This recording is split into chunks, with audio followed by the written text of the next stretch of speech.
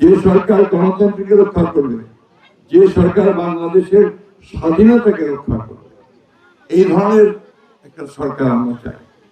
আমরা মনে করি বিএনপি হচ্ছে সেই দল যে এই সময়ে সবচেয়ে ভালো এই কাজটা করতে পারবে। এবার ভোটে সবাই ভোট দিতে চায়, তাই তো?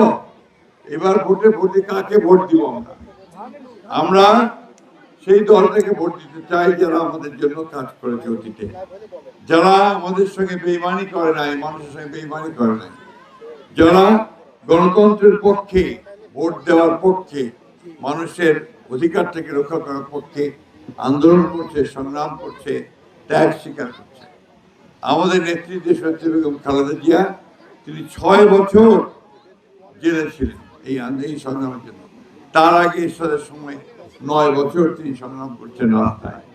ঠিক একইভাবে আমরা তারা যে দল করতাম, আমরা সবাই কম বেশি জেল খাটছি, কম বেশি আপনার মামলা খেয়েছি, কম বেশি আমাদের অত্যাচার জুলুম নির্যাতন হয়েছে। সেই অবস্থাটার পরিবর্তন হয়েছে। এখন আমাদের ছেলেরা এবং জনগণের একটা আন্দোলনের পরে ওই সরকারটা পালাই গেছে, হাসিনা সরকার পালাই গেছে দেশ থেকে, তাই না? এখন সুযোগ আসছে এই ভোটে আমরা সঠিক একটা সিদ্ধান্ত দিয়ে এমন একটা সরকার গঠন করতে চাই যে সরকারটা জনগণের কল্যাণের জন্য কাজ করবে।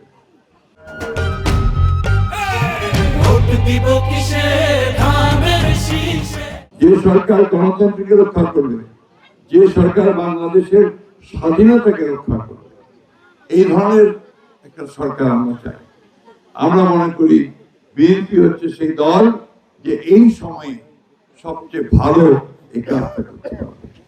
বন্ধুগণ, আগে নির্বাচন হয়তো বেশিরভাগ সময় নৌকার ধানের শীষে, তাই না? এখন তো নৌকা নাই। নৌকা নাই বলে যে দলটা আছে, যারা স্বাধীনতার যুদ্ধ করেছে, আমাদের দলের প্রতিষ্ঠাতা শহীদ প্রেসিডেন্ট জিয়া রহমান স্বাধীনতার যুদ্ধ করে ঘোষণা করেছিল। আমাদের নেত্রী বেগম খালেদা জিয়া, তিনি সেই পতাকায় উঠে তুলে ধরতেন।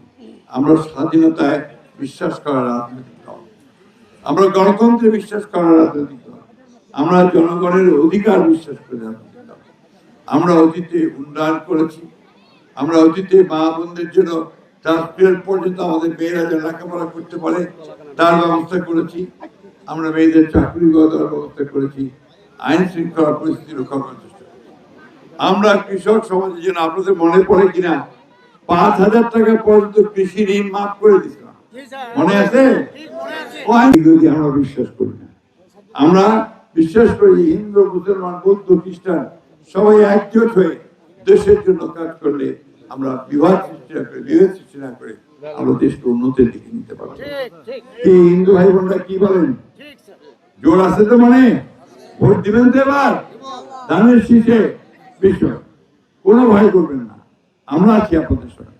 আমার ভাইদেরকে বলতে চাই, এইবার সবাই আসেন, আমরা মুসলমান ভাইরা, হিন্দু ভাইরা সবাই একজোটে ধানের শীষে ভোট দিয়ে তারেক রহমান সাহেবকে প্রধানমন্ত্রী করে দেশে উন্নতির দিকে যাই, শান্তির দিকে যাই এবং প্রগতির দিকে যাই।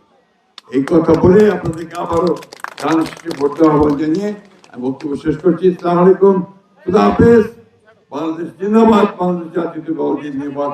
শহীদ জিয়া অমর হোক। 16 তারিখে ধানের শীষের বিজয় হবে ইনশাআল্লাহ।